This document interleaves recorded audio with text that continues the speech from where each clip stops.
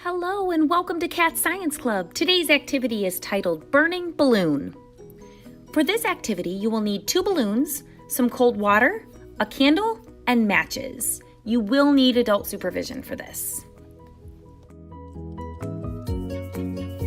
First, you will need to fill one balloon up with cold water, and the other balloon you will simply blow up.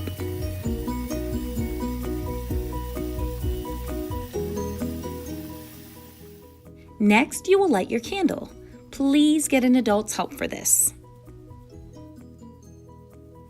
What do you think will happen when we put our blown-up balloon over the fire? Did you guess it would pop? What about our balloon filled with cold water?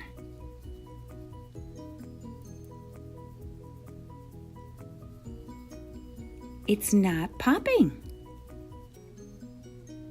In fact, it's leaving a black mark. The cold water isn't allowing it to burst.